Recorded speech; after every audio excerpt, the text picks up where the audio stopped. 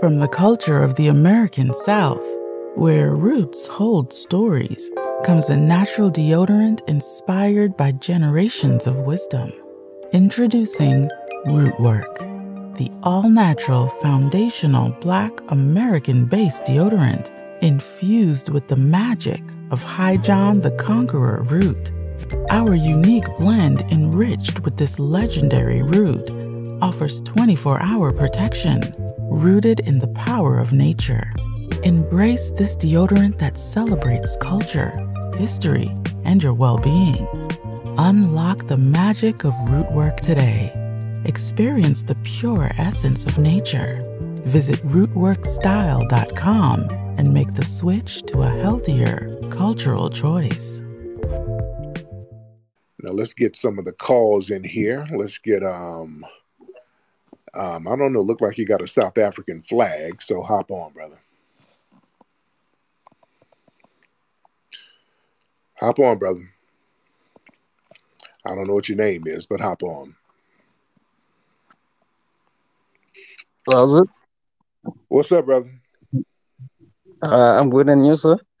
I'm good, Tariq, first and foremost, I just want to say thank you, man, for the Hidden Colors. Hidden Colors series. Yes, thank you. Don't ask me if I downloaded legally or illegally. Don't. But I did manage to watch it because I was told about it. But prior to that, I had watched Hidden Figures. So I was thinking the guy who was telling me about it was telling me about something I've watched. So I just want to say thank you, man. It helped me to really know my history in South Africa the way it should have been, not the way it was told. So I've been digging some research, but I just want to pass on that, and thank you so much, sir. Are you sure you watched the right film? Wait, are you sure you watched the right film? Was Taraji P. Henson in the motherfucker? Did you watch the right film? No. Hidden Colors, where you have got Kabak Mene and we used to call it used to be called Booker T's Coleman. Right. Right.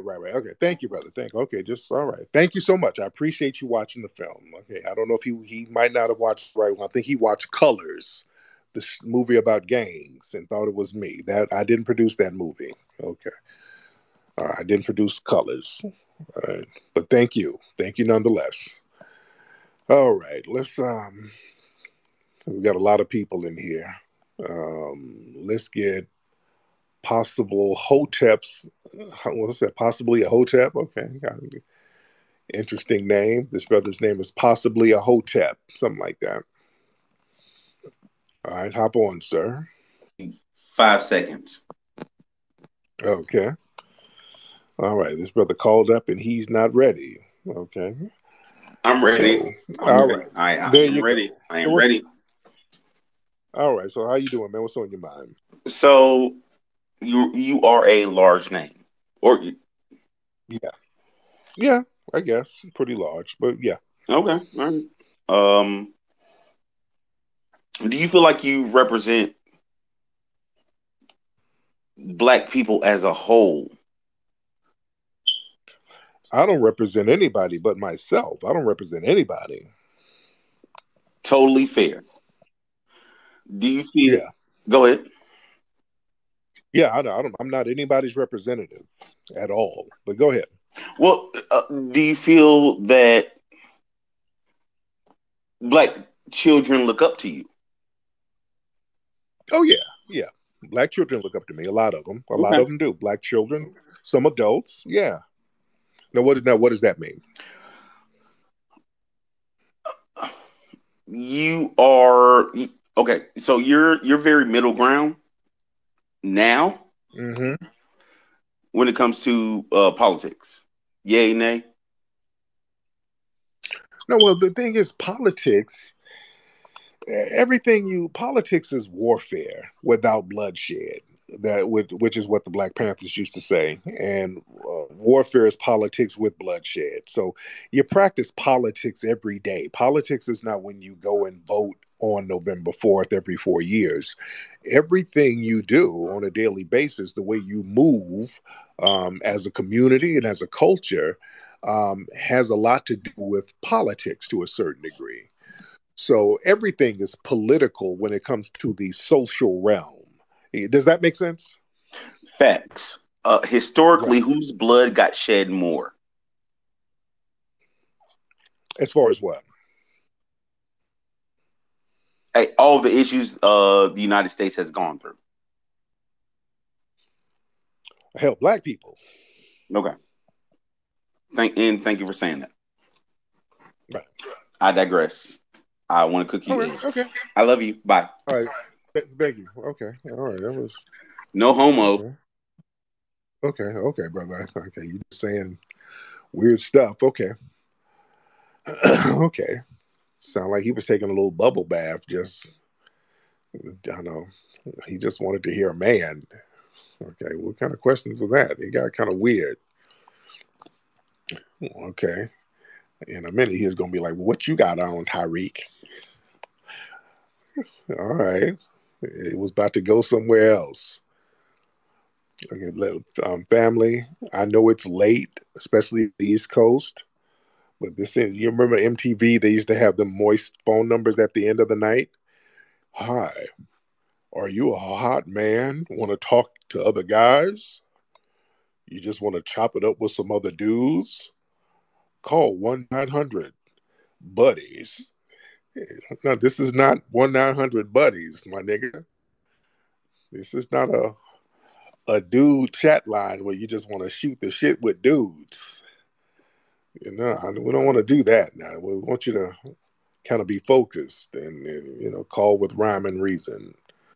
All right, let's get Vernon in here. Vernon. What's up, Tariq? What's up, Vernon? How are you, sir? Pretty good. It's kind of insane that I caught you on here because I, I I was living with my parents briefly during the pandemic. Well, a year, Mm-hmm. for a year, and my dad always had YouTube on your channel. Oh, wow. He's a That's big love. fan. And so I kind of wanted to just say hello, just so I could tell him that I spoke to you. He's gonna really freak out about it. Now, what city is your dad in? Atlanta, Georgia. Well, shout out to Atlanta. Shout out to Atlanta. Shout out to that. Now, where's your mom? She's in Atlanta too. Yeah, she watches too. They watch together. And when Okay. I was living with him, I of course would come down if he's retired, so you're definitely one of his favorites. He's not a TV guy, but and he would always talk about how you would say, where they moving all the black people to? They moving them to Lithonia, to Kanye. Yeah. Oh, yeah. Oh, yeah. So Oh, yeah. I've listened to your content, and it's very entertaining but informative too. So yeah, I just No really doubt. wanted to say hello. All right, there you go. Thank you so much, brother. I All right. appreciate you. All right, let's see who else we got in here. We got a lot of folks in here. Let me see. Let's get okay. It's Gabriel, the Democratic Shield. Oh Lord, Gabriel, I'm not ready to hear none of the. I don't want to hear the talking points that the DNC done sent you. I know they've already loaded you with talking points. Oh Lord, I don't want to hear it. All right, Shabika.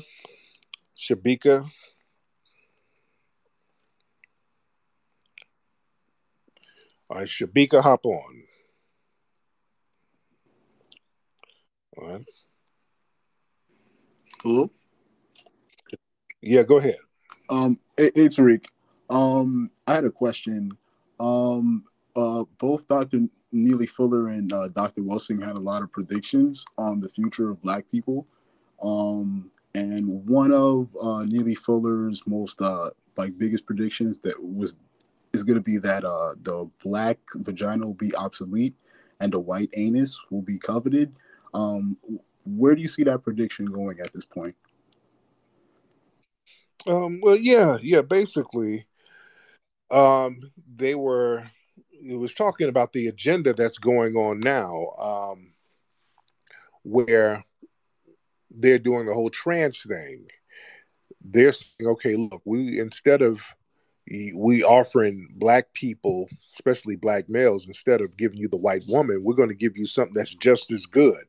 We're going to give you a white man in a wig, and he's like a woman, and that'll be just as good. That's what he means, and that's exactly what they're doing. Let's be real. That's what they're doing. They're doing it in schools. You go to schools, they got the rainbow flags, and they're telling you about non-binary, and if you don't respect the non-binary and all of that stuff, you'll be criminalized. You understand? They're talking about criminalizing you. If a dude walks up and says, "Hey, I'm trying to get at you," like, no, dude, I don't get down like that, dude. You just misgendered me. But yeah, you got a penis and balls. Oh, don't call it that now. Hold on, you just misgendered what I got down there. That's just a long clitoris. How dare you misgender me? You just violated my civil rights. So that's where we're going now. That's why I did the movie Buck Breaking. They were so mad at Buck Breaking.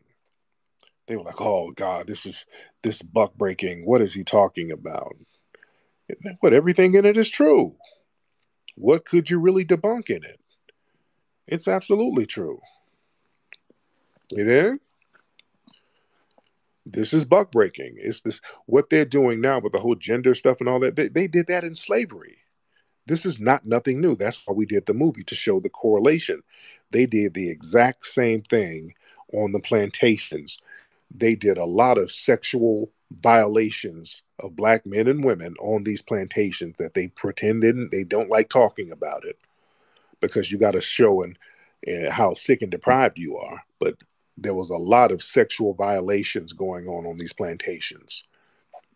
It was ritualistic. We really don't get into how brutal and sick this stuff they were doing on these plantations. We don't know the half of it.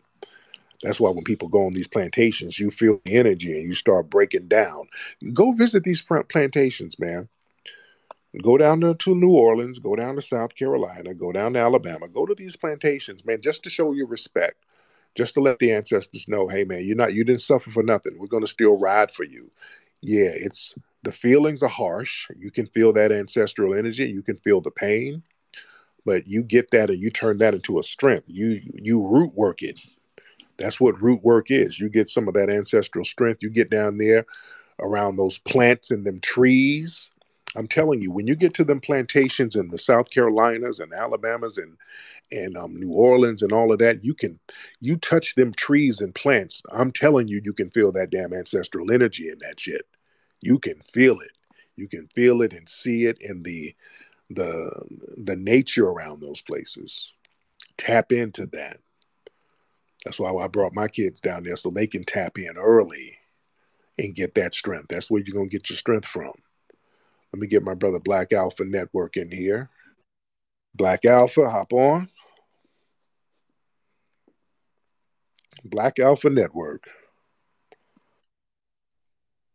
I'm good, man. How you doing, Man, brother? I'm doing good. First off, family, I want to say I can't wait till Thursday when the documentary trailer drops, brother. I'm going to be locked in and tapped Yes, indeed. Picture perfect timing. Yes, sir. Hey, but I want to say Yes. salute to you, brother, and also a big salute to our brother, Dr. Claude Anderson, because I know you guys alluded to how our delineation has been drying up the resources with a lot of these tethers of color. And that's why they've been going, to all these restraints and doing everything. I don't know if you've seen it, though, brother, but in Atlanta, they're about to have this weekend a complete tether reparations convention. And it's completely meant to basically undermine everything we're doing. They got everything in Cobra, NAACP, Black Lives Matter, A-Dunts, everybody's going to be there. And it just shows again that when we get on code, brother, we get on code, they do this type of stuff, fam. So I just want the whole family to know that we stay on code, man. We run them out the place, brother. Salute to you, man. Man, much respect, brother. Oh, man. So, yeah, I kind of heard about something like that going down. Yeah. In Cobra and Strappy and all of them. Oh, yeah, it's going to be, it's a Democratic convention, basically. They're going to be talking in circles and plebiscite babbling. Oh, it's going to be plebiscite babbling nonstop. Okay, let's get to Lachey. Let's get Lachey in here. Lachey. Lachey, hop on. California Credit Union. Lachey? Yeah, Hey, Lachey. I just wanted, you was talking about how on the plantations they did a lot of evils. And I was having a conversation with someone earlier today, and they mentioned how when they were doing the breeding of the slaves after they cut them off from exporting slaves from Africa, that they would make family members mate with each other in order to keep the bloodline going of the slaves. And I had never heard of that before then. Yeah. And that has a Oh, lot yeah. of validity to it. Oh, yeah, it does. They were absolutely doing that. That's where the term motherfucker comes from. Mm. Yeah, that's where that term. You ever wonder where that thing? Let me break that down. Thank you, sister. Yeah, that's where the term mother effer comes from. Everything. Where did that term come from? Where do these weird terms come from? That's where it came from. Like, you're a mother effer. That means that you are a degenerate bred slave. That you got to have sex with your mother. What they would do, they would put bags over people's heads and make them breed with their own parents. And that's where the term mother effer comes from. And they were doing that a lot in Maryland. They had a lot of one of those big breeding plantations in Maryland where they would breed a lot of the family members with each other. That was a big thing out there in Maryland. And even today, there's a certain county out there in Maryland that has a high instance of incest to this very day. A lot of the black folks out there are getting into incestuous relationships. Y'all remember Henrietta Lacks? She was out there in that area, and she was she married her first cousin. So that was a common thing with a lot of people out there in Maryland. That's why you got a lot of weirdos out there. And I love my Maryland people, but you got a lot of weird niggas out there. You see, take a good look at some of the Maryland niggas. They look funny and they weird. Not all. I'm not shitting on Maryland. I don't want Maryland. Hey, what's up with you? No. I'm not saying all of y'all, but in certain parts of Maryland, there's some weirdos. Unfortunately, based on historic circumstances. But a lot of that incestuous stuff was going on heavy. It was normalized. Remember Monique, the comedian Monique? Her brother was some stuff going on with her brother. And, she was on Oprah and the brother was on Oprah and all of that stuff. You see, that was big out there. So, yeah. We don't talk about some of the sick stuff that was going on these plantations, man. We really don't talk about it at all, to be honest. And we don't know the half of the stuff that was going down. And this is what these white supremacists could do whatever sick fantasy they had, they can get into. They could do anything with impunity. So a lot of stuff is just never talked about. Yeah. So that's why we did the movie Buck Breaking. Boy, they didn't like that. Oh, they did not like that because they know we're hitting on the truth.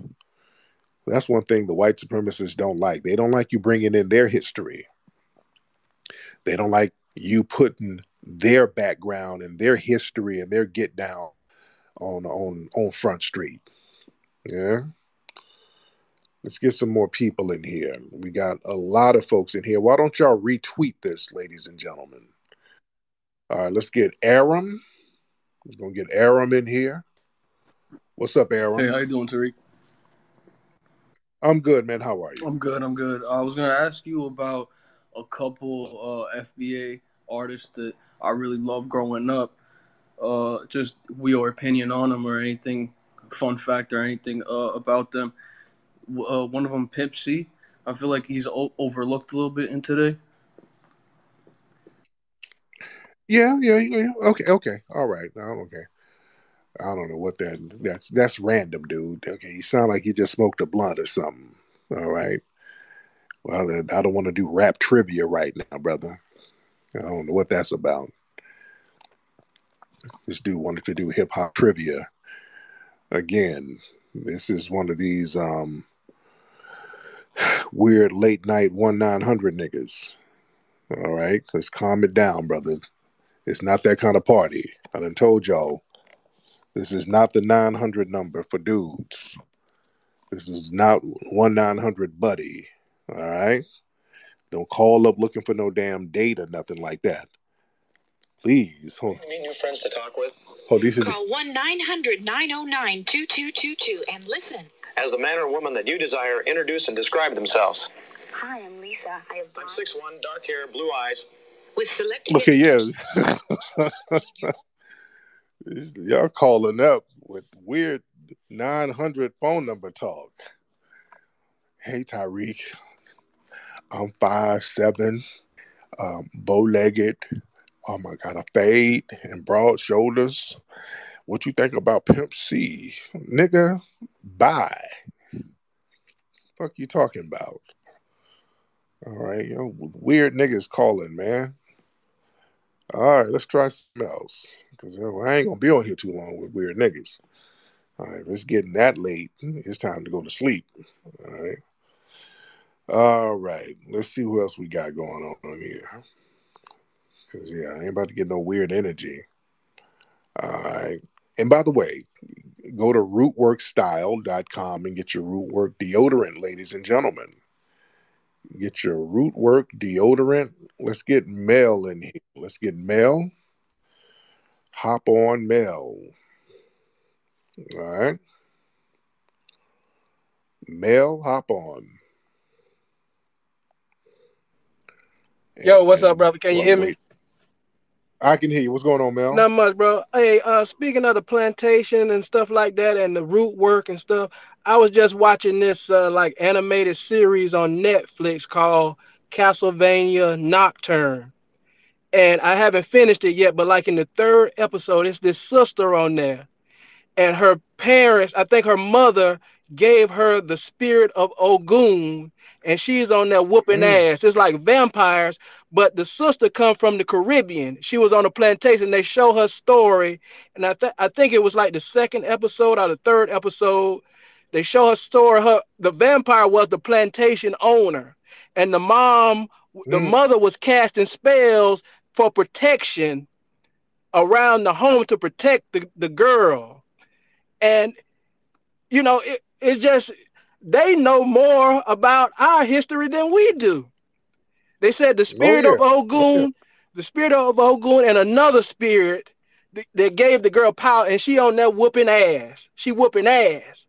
Yeah. So it's very interesting. I'm going to land my plane, but I just wanted to see if you've checked that out or you know anything about that, because they know a lot. I'm going to look.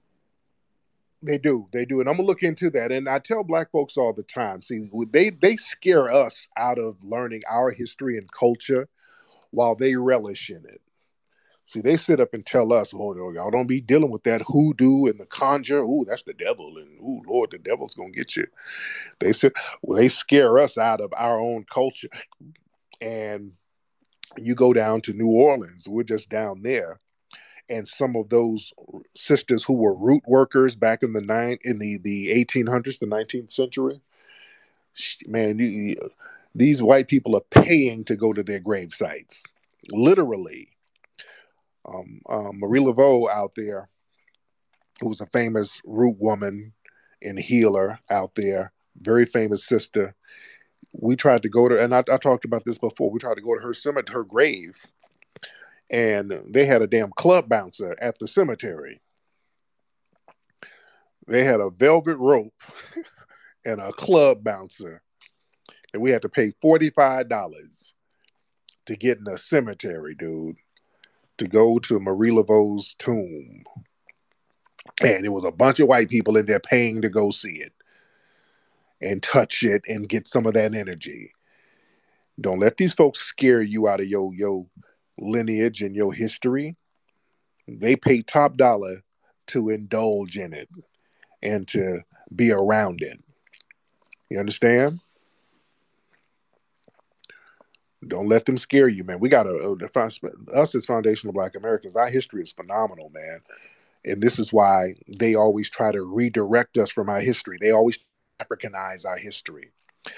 They always try to skip over us and then make some kind of correlation to Africa.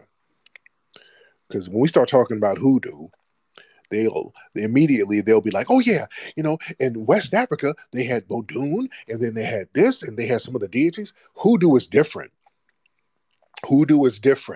Yeah, there's some little trace elements that came from the old land.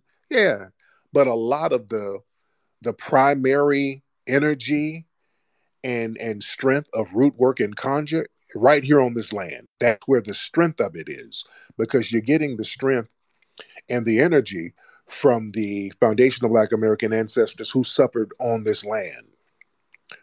They made sure to send their energy into certain plants. That's what they were doing. They knew how to tap into the agrarian culture, and they say, okay, I'm going to put my energy here. If you need me, you need my energy, I'm going to be right here. I'm going to put my spiritual essence in this root, in this tree, in this branch, in this water. They would put their energy in certain parts of nature and let us know just to tap in whenever we needed to tap in. It's real heavy stuff. It's some real heavy stuff. All right, let me get some more people in here. Let's get Trap. Let's get Trap in here. See somebody named Trap here. Trap, hop on. Trap, hop on. Waiting on Trap. All right, Trap. And Trap, are we talking or what we doing? Or you pulling your pants back up? What are you doing? Trap. All right. You were raising your hand like you wanted to get on. And when it's time to get on, you're nowhere to be found. So we're going to get Cal Chapo. Let's get Cal Chapo in here. All right. Cal Chapo. All right. Hey, how you doing, Tariq? How are you? I'm all right. I'm actually surprised you brought me up here. This is my first time being in your spaces. I have a question. Okay. So I'm 23. I have the least amount of knowledge about FBA. My main question is like, where did it originate from? Like, what is FBA?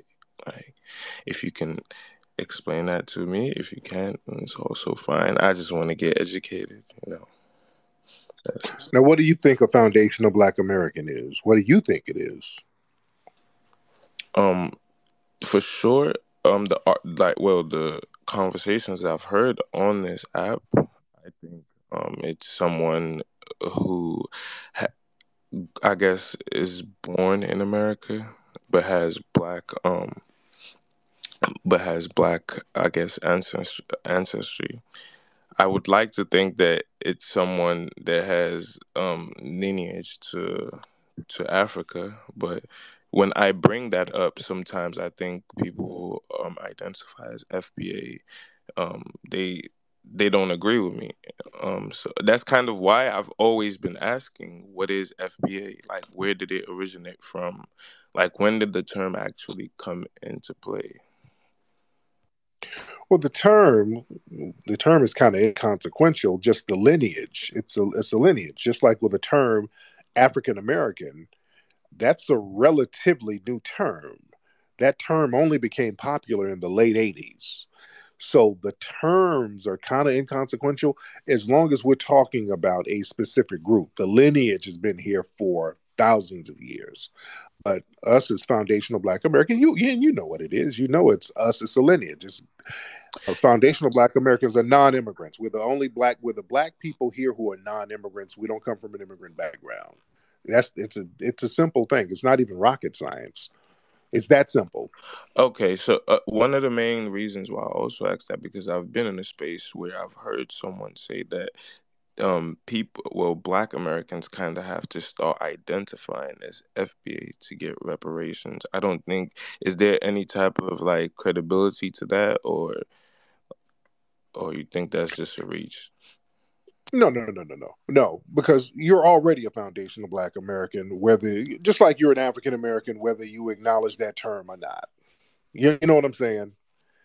Yeah, I understand. Yeah, I get what yeah, you're saying. there's some people who don't like acknowledging. They don't like the term African American, but technically, if they want to, if fill out a census form or whatever, they got the name African American on it, and that's what you would write down. But you got some people who are like, well, oh, I'm not. I'm Moorish American, whatever. Yeah, whatever. You dig? So Yeah, whether you acknowledge it or not, you are a foundational Black American if you come from that lineage. If you come from that lineage. yeah. I'm sorry to interrupt you, but that's also another thing where I've asked this question in a space, and I've been told that I'm not FBA, but my father is Puerto Rican and Black.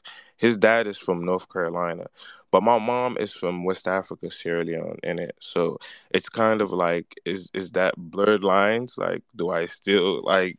Am I still under that criteria? What do you think? Yeah, well, if your dad, your dad is an immigrant and your mom is an immigrant. They come from immigrant backgrounds, so they're not really, it doesn't sound like they're foundational Black Americans. You understand? If your Okay, dad, yeah, if your so dad comes from an his immigrant his background. father's from North Carolina, right? Like, Mm-hmm. so his mother's from Puerto Rico, and they both grew up here. So I don't know Mm-hmm. why is that. Is there like a benchmark as to where you can say, okay, because one of your parents, or let's say one of your parents is half Black, that doesn't like constitute for you to be a FBA? Well, yeah, if you can trace it back, yeah, but yeah, your situation sounds very, twisted up. Now, if you got a parent or somebody on your side who can trace themselves back to the 1800s, to the census like 1870, yeah, they would be a foundational Black American. But it sounds That's like, Yeah, that's yeah, kind of why I said that, because my granddad served in the military for 22 years, and his father before him, so did my father.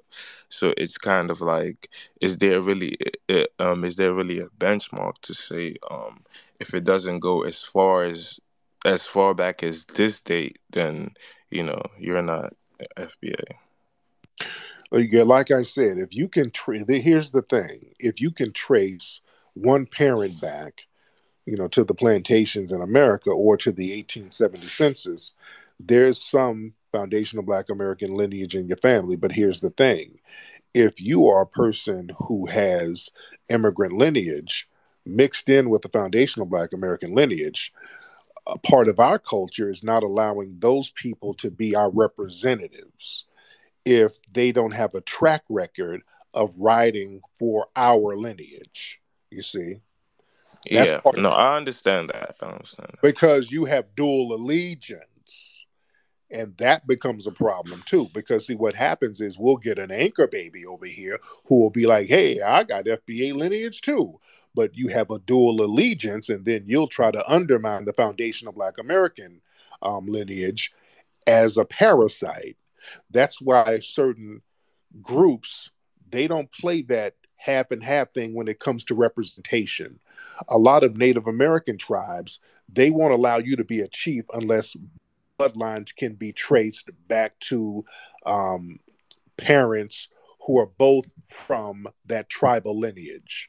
You understand? A lot of people are very aware of dual allegiances and how dangerous that could be. Even hell, the mafia was like that. If you want to be a made man, they have to trace both parents back to the old country. You understand? They want people with a Yeah, they yeah, don't want dual allegiances because they understand that they can turn on people. Let's go back to the mafia again. The movie Goodfellas, very good movie. Who was the person who turned on them? Oh, snitch ass Hank Hill. I yeah, think what's Hank. his name? Yeah, what's his name? Hank Hill, right? If I'm not mistaken. Yeah, Yeah, his yeah. bloodline didn't go all the way back there. He was mixed with Irish or something, and his ass turned on everybody, got everybody locked up. He snitched. You understand? So it's very important that we have the same mindset when it comes to representation. We don't want anchor babies or people with a dual allegiance being our representatives. You see how that works? Yes, I understand 100%. So is it more so being a representative or just identifying? Because you're saying if I can trace one of my parents having having been part of that lineage with I can and on my father's side, is it Right. more so just you're saying is it more about representation that a lot of FBAs wouldn't really like accept you saying that you're FBA, or is it I don't know if you understand the question that I'm asking. I'm trying to construct it.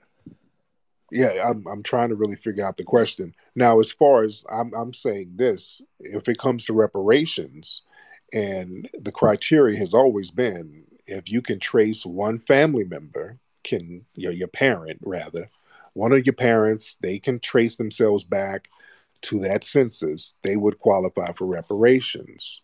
They would qualify.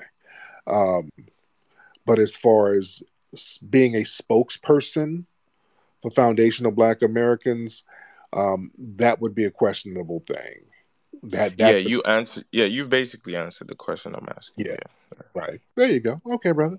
Well, thank you so much, man. I appreciate you. Now I respect. Yeah. So yeah, that's the thing, man. Certain people acting as representatives. We can't let everybody be spokespersons for us because let me tell you something.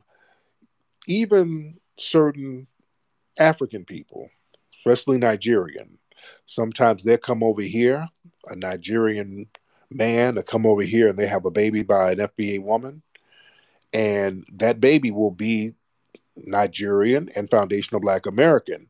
But I'm telling you, when that kid goes back to Nigeria, they'll call that kid an Akata. You understand what I'm saying? They're like, yeah, you act like a Akata nigga. They don't want that FBA, half FBA kid representing their tribal groups no more like that. They're real funny about that. You understand? They'll acknowledge that half Nigerian kid can come back and get the dual citizenship and all of that. They can get that. But as far as you being representative over there, they don't know. No. You half a kata, nigga. No, nigga. They'll shut that down. You see? And we got to be the same way to a certain degree. If there's a half FBA person coming among us, you better have a track record, a strong track record of being a rider. You got to have a strong track record of being a rider before we listen to your ass. Because you got these people with these dual allegiances and who will undermine us at the drop of a hat. And the political structure, they know that. That's why they always elevate these people with these non-FBA lineages, because they understand if you don't have an ancestral camaraderie with a certain group, it's not going to weigh on your conscience to undermine them. That's why they got old janky ass Obama. When Obama just shitted on all of us, they knew that Obama, he would do it with no problem because it's not going to weigh on his conscience. That's why they got Kamala Harris. Kamala Harris is Black every 4 years. She's only Black on election time. And they understand Kamala. Kamala has told us with her full chest she ain't going to do shit for Black people. That woman told us that with her full chest. You understand? So they gave her a nice pat on the head for that. And then they want us to circle back around and listen to anything she has to say. No, thank you. She let us know what's going on. You understand? But shit, for the Asian community, who she really identifies with, oh, it's a blank check. She rides for them heavy. They got every program in the world specifically for them. They'll ride for them. But tell us what we ain't going to get specifically. You see, that's what we're talking about. See, they understand lineage is very important. that ancestral lineage, because, and I made this example before, even certain mascots will only go so far. Like Diamond and Silk, I use them as an example. They're FBAs. Well, one of them died, but when the other one was alive and they were doing their coonery and all of that stuff, they even had an ancestral cap on their coonery because, they ran around with the right wingers and all of that, buck dancing and bucking their eyes and being performative. And a lot of times when somebody dies, when George Floyd got killed, some of the tether right wingers, they were running around going along with the whole narrative. He deserved it, and that nigga shouldn't have been on fentanyl and all of that stuff. But even Diamond and Silk, they were like, oh, no. That brother, bless his family, he didn't deserve to die like that. Even they had to put the cooning on pause for a minute because they come from our lineage and they know better. Let me tell you something. The ancestors will get off in your fucking ass for being a coon coming from our lineage. The ancestors will get your ass. Do y'all know what I'm talking about? They understand that our FBA ancestors don't take kindly to that type of cooning if you come from the lineage. Y'all remember in New York, that coon in Brooklyn, what's his name, family? The DA out there in the Akai Gurley case where Peter Liang killed that brother and they put Peter Liang on trial. What the hell is that coon's name? Somebody help me. It was a Negro Sambo who was the DA. Akai Gurley's killer, Peter Liang.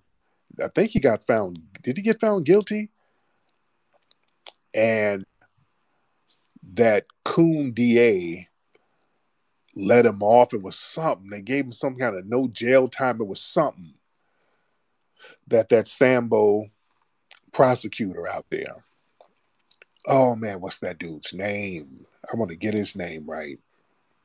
I'm gonna look at my comment section real quick to see if somebody can hit me with his name. Let me look at my comment section. Let me look at it real quick. Hold on. Somebody's gonna give me the name. Okay, I'm looking. Nobody's giving me a name. What's his name? Okay, I can't think of the dude's name. And I'm looking in the comment section and I can't. Ken Thompson. Yes. Thank you, guys. That's Brother Wartox. Ken Thompson, this buck dancing coon who sat up here and let that killer, Peter Liang, get off because the Asian community was out here lobbying for the right to kill a black person like white people. So Ken Thompson sat up there and helped Peter Liang get away. Shortly after that, the ancestors ate Ken Thompson's ass up with cancer and he died. That nigga died of cancer. The cancer came out of nowhere and got him and took him out. That wasn't none but the ancestors punishing that nigga because he knew better. You know better than to be that type of Sambo. You understand? The ancestors got him out of there. He caught cancer overnight and just died overnight, dude. It was insane how fast he got up out of there. And nobody blinked an eye. The people that he was caping for, they didn't give a damn. You dig? You went out, you lived your life, became a coon, and died with no fanfare. What a hell of a life to live. Yeah. Okay, who was this? The Iron MC. All right, let's get the Iron Mike. The Iron Mike. All right, let's get the Iron Mike in here. All right. The Iron Mike. All right, Iron Mike, where you at? Peace and blessings, brother. Reporting live from Beijing, love and light. That Michael Jackson story in Japan was incredible. Yes, indeed. When you gonna get over here to China to get some of that China money, brother? Represent that tattoo. I do. Yeah, I do need to get out there. Now, you were out there. Now, I remember you. Now, weren't you the guy? You were out there trying to say that, No, telling no, the the past is Japanese. the past, brother. We moving forward. We keeping it positive, No, no, no, no, representing no, the no, no, no, no. grassroots, building community. I get it. No, we're gonna bring it up though. No, no, no, no, no. We have to bring it up. We got to get some closure. You out there talking about how the Asians helped create hip hop or some bullshit, weren't you? I mean, we just trying to, do the best for our community, take advantage of all the opportunities that we can do, my brother. We got to get you over here But in you Asia, know, man. Get you in China, get that but China you, bag. I would, Tyree was over I would here. love. Shaq I, was over I here. would love to, but I would love to go over there, especially with the new movie that we got coming out. But brother, you can't. You know you can't be doing that though. Got to stay on code. Got to stay on code. Real That's why. talk. Don't be doing That's that why you shit. got to you got to tap in with your people. They put you in check. Keep you in code when you drift. It's all Right. good. Right. But holla at me. I would love to go over there and get some pop, especially with this new movie. This new movie is going to be a banger. It's going to be a huge thing. And I would love to go over there, chop it up with you, do some screenings, do some touring, and just really get it popping over there. Because I know they're big on the hip hop thing out there. That'll be beautiful, brother. We keep in touch. Let's make that happen. Love and light. No doubt. Hit me on the DM, man. We'll chop it up. See, let me tell you something. This brother right here, we were kind of going back and forth because he was out here. Look, he was pandering, and y'all ain't got a panda. He's over there in Japan. He's getting money, and then what happens is y'all get over here and y'all start pandering and telling people that they help create shit. Y'all, that shit's gonna stop. We shutting that down.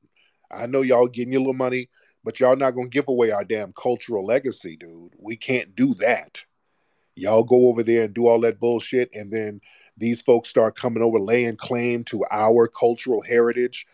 I've been getting on everybody's case about that. Over here too, they do that with the Latinos, sitting up here with that blacks and Latinos created hip hop. No, they didn't. We ain't playing that no more. All the lies are gonna stop. Wait till the trailer of the new movie is coming out this Thursday. Y'all better be on alert. The lies stop here. And I know they got the hip hop awards now, the BET hip hop award. They got Fat Joe hosting that. Come on. Come on. Let me tell you something, man. These folks, they throw these lies out here and they keep throwing the lies out so that we can be worn down and we can stop debunking them. See, that's what they want. That's why they keep throwing the lies out. And they keep remixing the lies and then they'll throw it out again because the name of the game is for them to just keep lying so that we don't check the lies. And that's the problem. When you don't check their lies, these lies linger and then they grow. You see? See, we didn't check that hip hop got started by the Caribbean shit. We didn't check that 30 years ago. We should have been checking that then. And for the last really about 10, 15 years, they've been really trying to push this blacks and Latinos started hip hop. They've been pushing that hard. That's a relatively new lie that they've been pushing. And unfortunately, a lot of the old school cats just kind of been quiet about it and kind of went along with it. And that's a problem because you let people lie and then they elevate themselves within our culture and then they start taking over the resources within the culture. That's a horrible thing to do. We cannot let people come in to what we create and then claim jump it and colonize it and take over and then act like they created it. We let that happen to so many of our genres. We let it happen with rock and roll, where we're on the outside of rock and roll. And I talked about that on a recent broadcast. We're on the outside looking in as if we didn't create all of it. We created everything in rock and roll. All of the stuff the white boys do, it's a variation of what the black artists were doing. From the distorted guitar to the screaming. Again, the screaming comes from the Howling Wolf, Tina Turner, Screaming Jay Hawkins, James Brown. That's where the screaming comes from. The loud, distorted singing, that comes from us. They took it over. Now we're on the outside looking in of our own culture with a name that comes from the Black community, rock and roll. That was a foundational Black American slang term for sex. You see. So we got to stop letting people colonize, and they're trying vigorously to colonize hip hop. There's a reason why BET keeps getting Fat Joe to host. Remember, BET is owned by Viacom, which is white owned. And so again, when they throw these lies out there, they hope that we don't debunk them. We have to debunk them every time. That's why Fat Joe just ran out there and told a real big lie and then ran off and didn't even explain his lie. Yeah, Latinos and blacks created hip hop 50-50. All right, y'all, bye. And then ran off. And everybody's like, whoa, whoa, whoa. You see, people started checking that damn lie. See, he thought he could get away with it. He never explained any of that shit.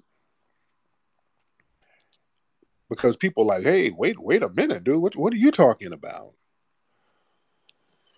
So yeah, we got to check that stuff. And there's a lot of people behind the scenes. That Dr. Cologne guy who we always talk about, that's a problem. Because this guy's he's trying to intellectualize a lot of the lies. He's trying to remix and reshape the lies and put them out there. And fortunately, so many of us are on code. We're debunking his shit left and right, and people like him.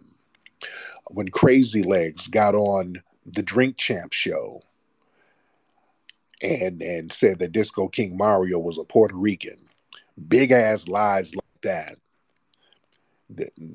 never got corrected publicly. Nobody ever corrected that publicly.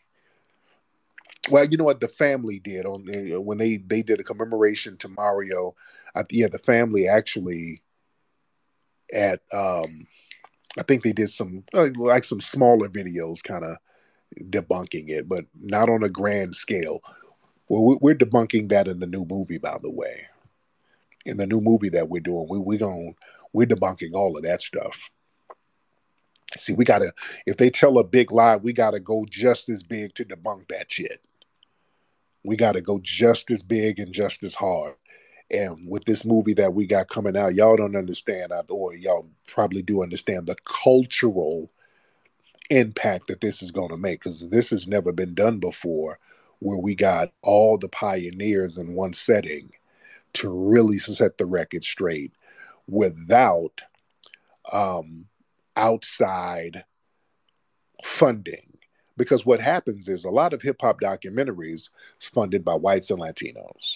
To be real, a lot of these documentary films about hip-hop is funded by whites, Latinos, Asians. If you look at a lot of hip-hop books like Can't Stop, Won't Stop, written by Jeff Chang, is an Asian dude who got lies in his book, by the way.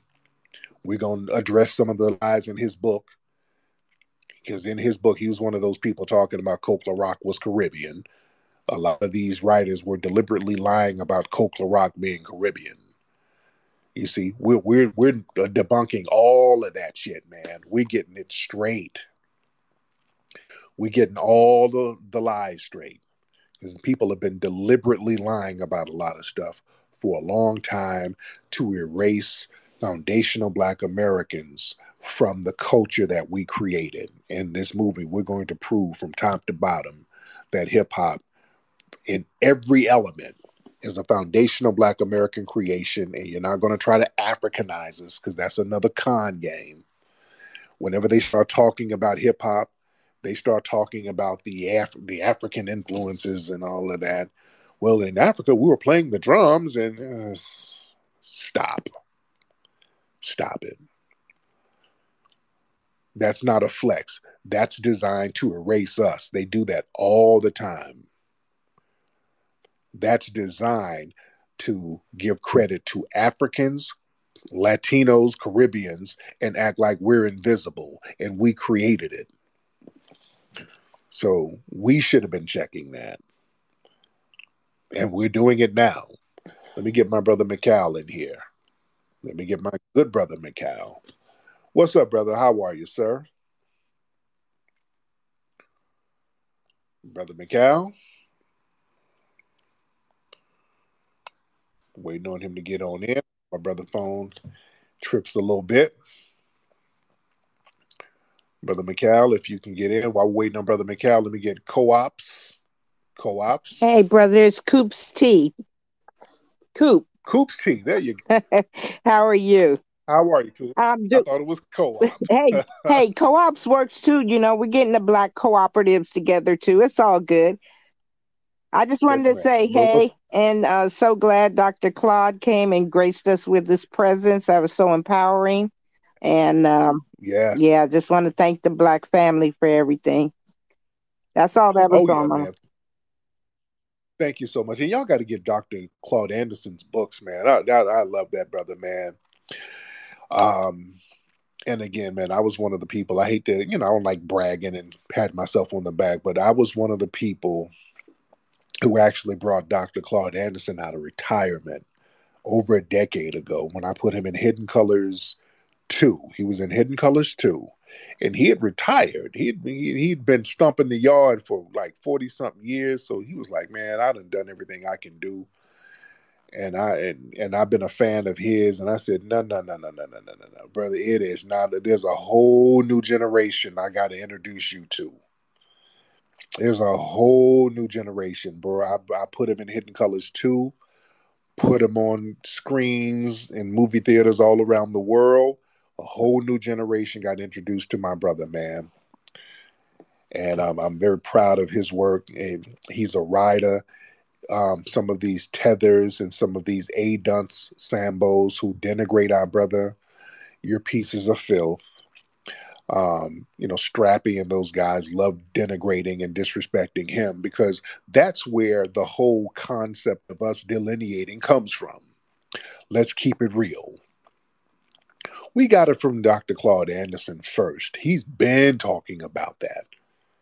That's where we got it right. I acknowledge it. If you've heard me, I always give props to Dr. Anderson. That's where I got it from.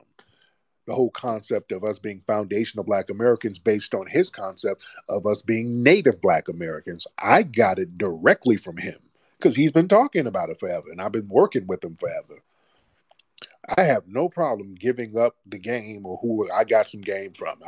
Dr. Claude Anderson, he's been talking about for years how we over here, the Black Americans, the Native Black Americans, we are a unique ethnic group. We are different. Our Africanness was wiped away. We're a whole different group from just the Africans group over there. Genetically, we're African. We have African ancestry. But culturally, we're different from the African people. We're a whole different ethnic group. He was breaking that down, and it made sense. Yeah, we are. Understand, and a lot of people play this game. You niggas don't want to acknowledge your African roots. Well, nigga, everybody's African based on those parameters. But we've had an ethnogenesis, and that happens when different groups are in different locations for a certain amount of time, over centuries. You become a different ethnic group. And for years, they've been trying to act like we ain't a different ethnic group. We are a different damn ethnic group. And that's fine. Yeah, these are our, just like the white Americans, they look at themselves as a different ethnic group from the European Americans. Now, they do have a white camaraderie. I have a Black camaraderie with some of the riders in the diaspora. I have a camaraderie. If you're a rider against white supremacy, I still rock with you. Now, we have a different ethnic group. We have different cultures ethnically as foundational Black American. Then you have your different cultures. But don't let people shame us into denying our foundational Black American ethnic culture. We do have a unique culture.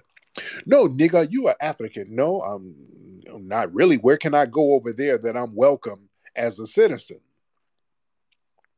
Y'all not welcoming me over there as a citizen unless I have a big bag I got to drop off. No, I'm a foundational Black American. Yeah.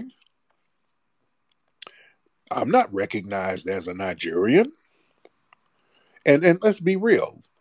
The countries that the handful of us who came over, because it was a very small percentage actually came over from Africa, by the way, those countries don't even exist no more. You know? So when they start saying, well, nigga, you are Ghanaian, the Ghana didn't exist 300 years ago. Yeah? Those ethnic groups were remapped and reran, and they were bouncing all over the place over there. People were running and ducking and dodging. So the people are different. It's not the same. They can't sit here and say where we were from over there because Africa's been remixed too many damn times. You understand? It's been remixed. So when they start saying, well, y'all niggas